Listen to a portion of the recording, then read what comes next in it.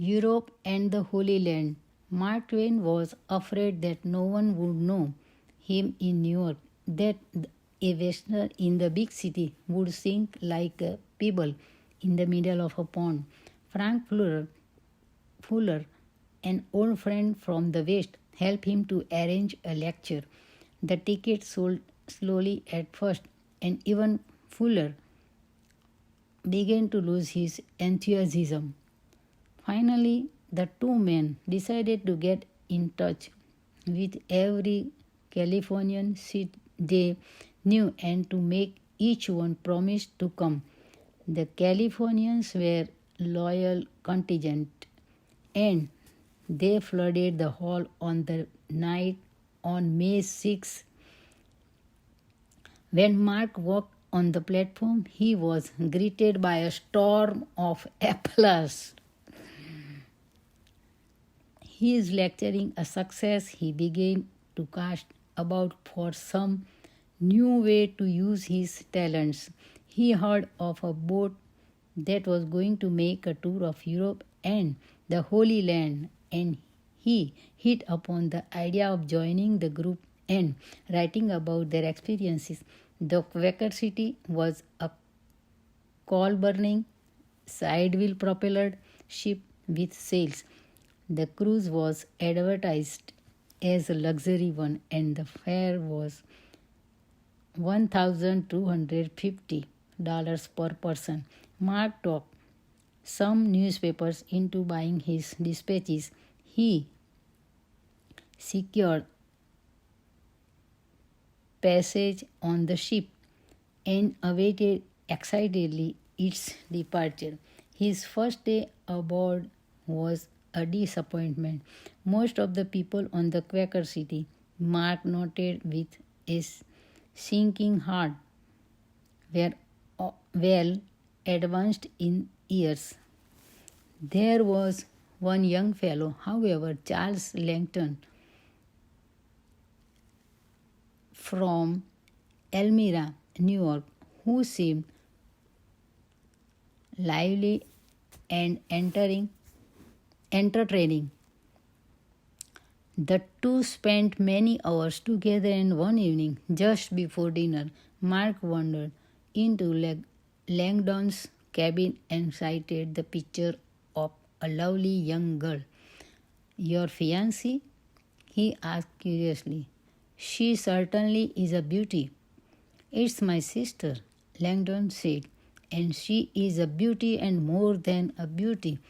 The nicest, kindest, sweetest girl in the world."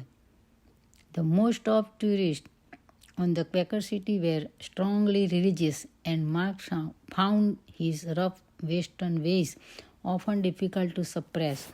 Nevertheless, he was considered a famous figure because of his newspaper articles and his lectures, and most of passengers were content to make allowances for his behavior.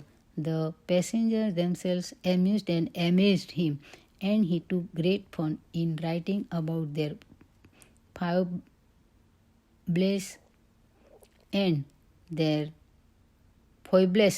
their peculiarities. The anecdotes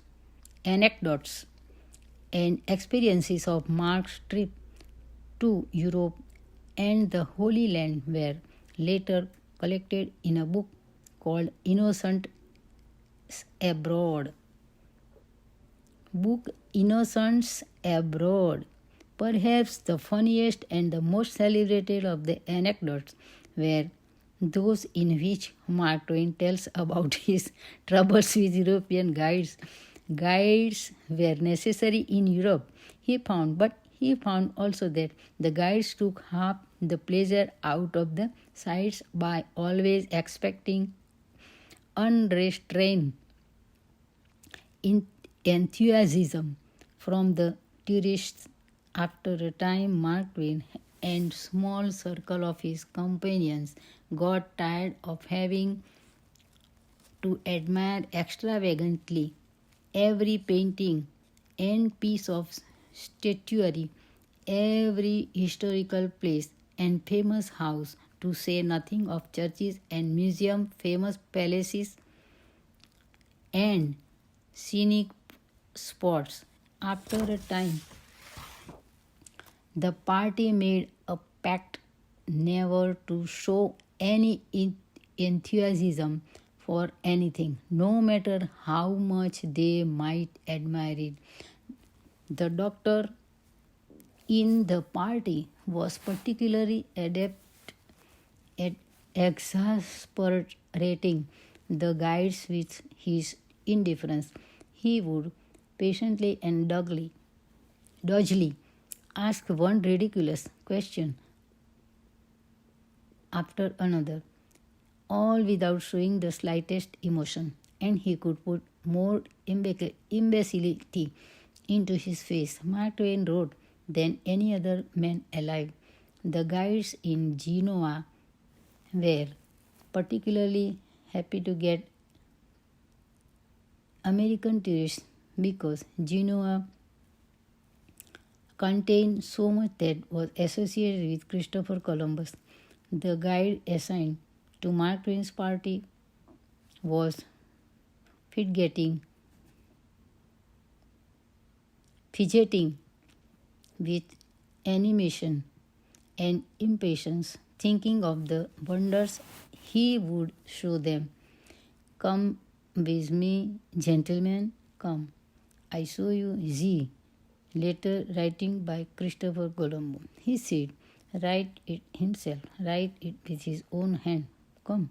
The guide spent a long time fumbling with his keys, opening locks to get the letters, trying to heighten the tourist's impatience. By the time he had the letter, he was beside himself, dancing about them, looking in first one face, then another, sure of his triumph. What I tell you, gentlemen, is it not? See, he crowded, handwriting Christopher Colombo, write it himself. Mark Twain and his friends stood looking indifferent and unconcerned. The doctor picked up the letter and looked at it a long time, examining it carefully, never once revealing an ounce of enthusiasm. Finally, he said, What did you say was the name of the party? Who wrote this? Christopher Colombo, the great Christopher Colombo. The doctor went on looking at the letter without expression. Finally, he glanced up and said, did he write it himself? Or how? He write it himself, the guide explained, dancing up and down in impatience. Christopher Colombo, his own handwriting, write it by himself. Then the doctor laid the document down and said, why, I have seen boys in America only 14 years old that could write better than that. The guide seemed unable to believe what his ears had heard. But this is the great Christo, he began. I don't care who it is, the doctor said indigently. It's the worst writing I ever saw. Now you must not think you can impose on us because we are strangers. We are not fools by a good deal. If you have got any specimens of penmanship of real merit, trot them out. And if you haven't, drive on. The guide would not give up. At last he said, gentlemen, you came with me. I saw you beautiful, magnificent bust.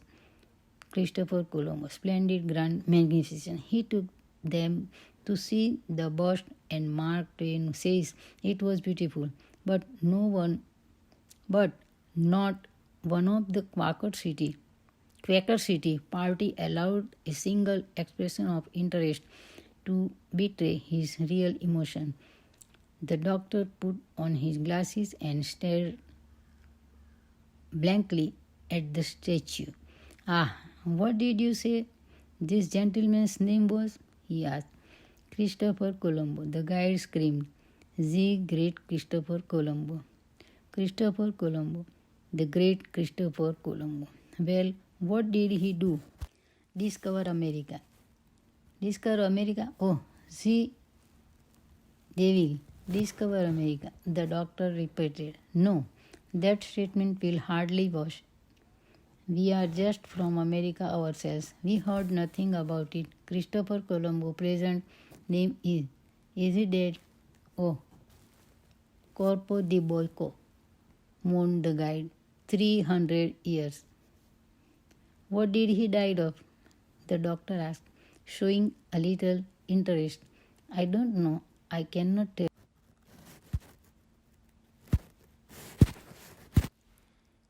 I don't know. I cannot tell. Smallpox? Think.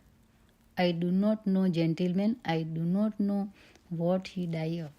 Measles, likely? Maybe. I do not know. I think he died of something.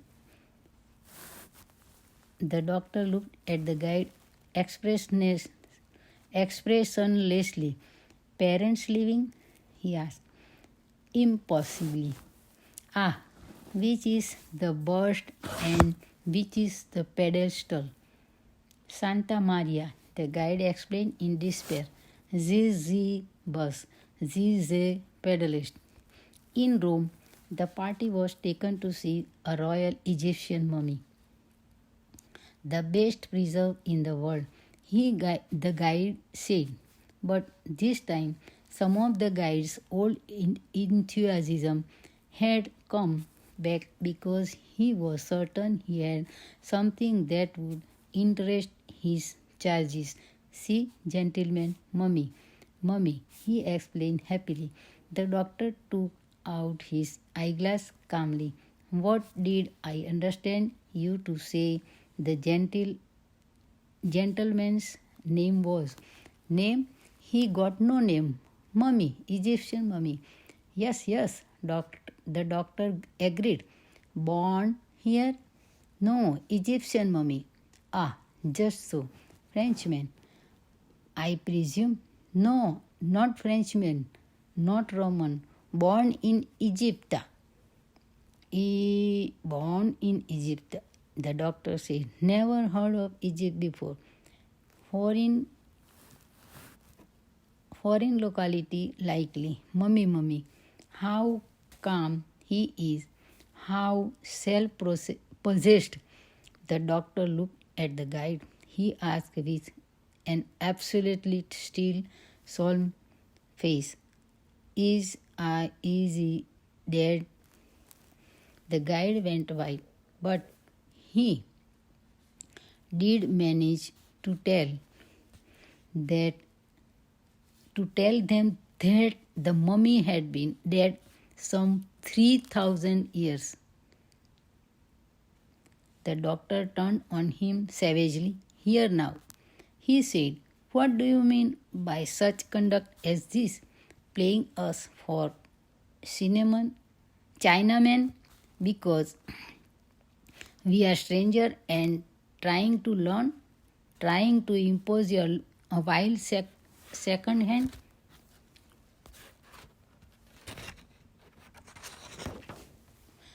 Carcasses on us, thunder and lightning.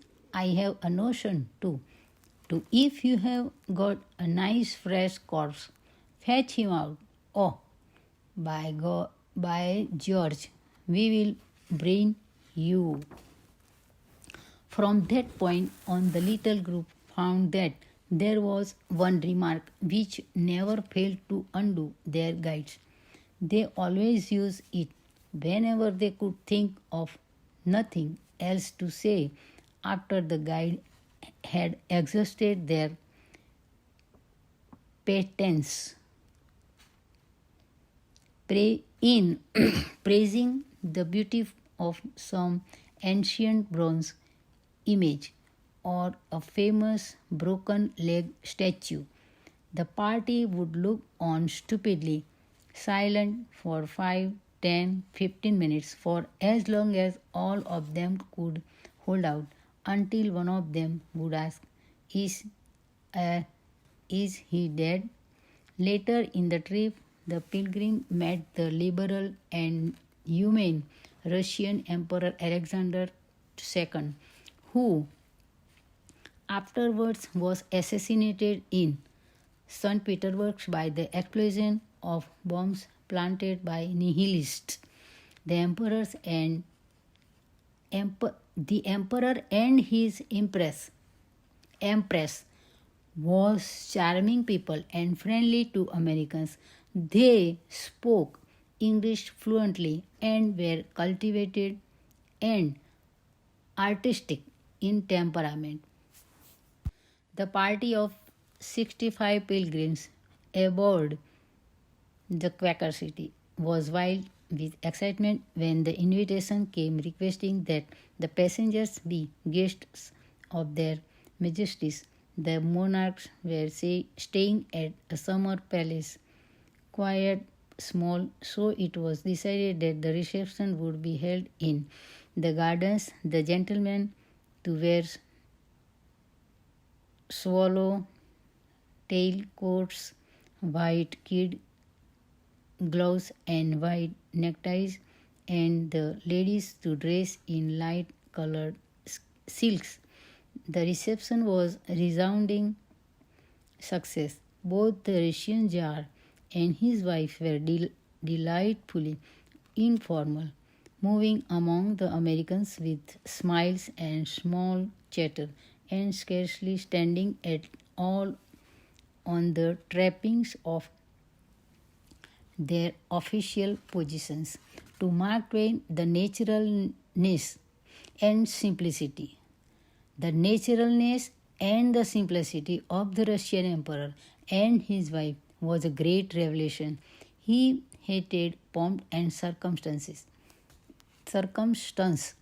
To see how naturally royalty could act showed him a side of monarchy that he had not suspected.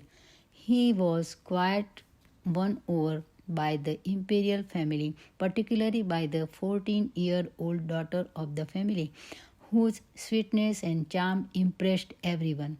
After the emperor and his wife showed the pilgrims through the palace, they sent them on to the crown prince palace where a breakfast was served.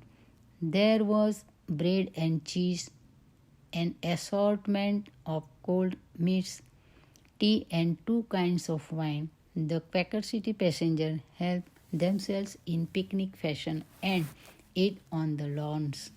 I had supposed, writes Mark Twain, a staunch supporter of democracy, that emperors were terrible people. I thought they never did anything but wear magnificent crowns and red velvet dressing gowns with depths of wool sewed on them in spots, and sit on thrones and scowl at flunkies and the people in the parade quit and order the Duke and Duchess off to execution. I found, however, that when one is so fortunate as to get behind the scenes and see them at home and in the privacy of their firesides, they are strangely like common mortals. They are pleasanter to look upon than they are in their theatrical aspect.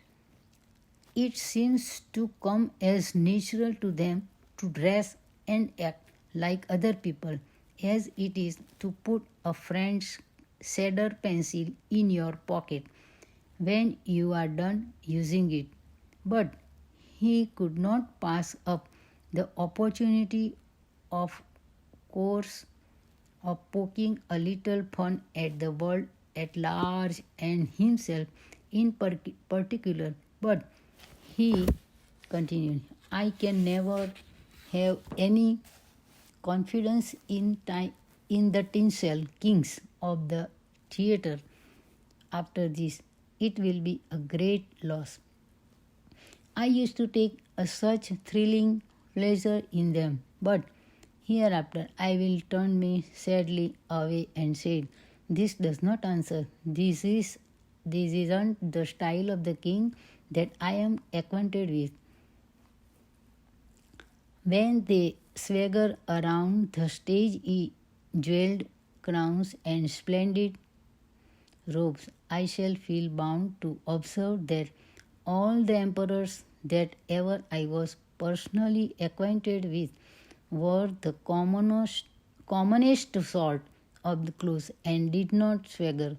The pilgrims finally reached their long sought destination, the Holy Land. Mark Twain, one of a small group of 8 elected to take the long trip from Syria to Baalbek to Damascus, the oldest city in the world, and from there on down to Palestine. It would be a long, hot trip and fatiguing, for the entire journey was to be made by horseback. In Beirut, the men prepared for their trip. Shortly after 6 one morning, the pack train appeared. There were 19 serving men and 26 pack mules, as well as the mounts for the 8 men and dragoman who was to lead the way. Dragomans meant interpreter. Twain could not understand what all those men and animals were needed for, but at the end of the first day, he discovered that the pack train in Palestine was different from a pack train in Nevada. There were 5 large tents of blue and gold and crimson, all splendidly ornamented. There were 8 little iron bedsteads inside the tents, on which soft downy mattresses and pillows were placed, these covered by sparkling white linen. There was a table about the center pole in with pitchers, basins, soap, and white towels, a set for each man, and, unbelievable as it seemed, carpets were even spread on the floor. At night, candles were placed on the tables in the tents, and the room glowed with warm, cozy light reflected in the highly polished brass candlestick. There was even a main tent where the men dined on food of the finest quality, much better than they had been accustomed to at the best hotels of the cities along the Mediterranean. They ate mutton, chicken, and goose, all roasted to perfection, and potatoes, bread, tea, pudding, apples, and grapes. These lavish feasts were served from the best plates, with snowy white tablecloths and fresh napkins. The servants were stately fellows in baggy trousers and turbaned faces, Twain recounted. Needless to say, Mark Twain slept soundly that first night, and when the dragoman's bell sung out at 5:30 the next morning, he was ready to go. When he dressed and came out scarcely 10 minutes later, all the tents had been stripped and most of the equipment packed up. Yet the travelers were served hot mutton, chips, fried chicken, omelets, fried potatoes, and coffee for breakfast. By the time they had finished their second cup of coffee, an entire village had disappeared, and the Karwa was ready to move on. The trip grew more strenuous the closer they came to the holy city. There were many terrible days of traveling for 12 and 13 hours under a burning sun without a bit of shade. The party began to feel as if it were roasted in the saddle, but it gallantly made on, passing one after another of the famous places of the Bible and gazing on those spots with wonder and awe. There was no joking or poking fun at the guide now.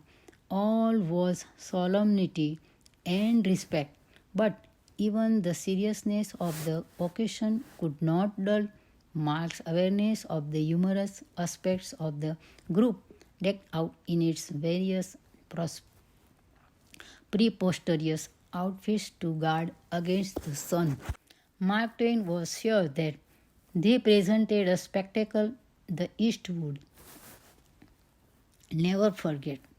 The eight traveled in single file. They all wore the endless wide rack of Constantinople wrapped round and round their heads and dangling down their backs. They had thick green eyeglasses with sides to protect their eyes from the sun, and they held wide umbrellas lined with green over their heads. Their stirrups were too short, and they rode like no horseman he had never seen, with the horses trotting at fearful gait, and the rider bounding this way and that, knees well up and stiff, elbows flapping like a rooster's that is going to crow, and the long file of umbrellas popping convulsively up and down. All the members of the Quaker City were reunited in the Holy City, and the eight reluctantly abandoned their desert dress and went back to ordinary clothes. The pilgrims conducted themselves well on the whole, but they had two habits which nearly drove Mark Twain out of his natural good humor and tolerance. Someone was endlessly scratching his name, his city, and the initial USA on every monument that the group visited. Others had a habit of chipping off or digging up remnants of monuments they visited. The destruction was prodigious, but there seemed to be no way to stop fools from putting their names in public places or from carting off parts of the sacred monument they had come thousands of miles to pay their respect to. The pilgrims, he states, took down portions of the front walls for their specimens, as is their honored custom, and then departed. The trip provided Mark Twain with a chance to poke fun at what he would have called humbug.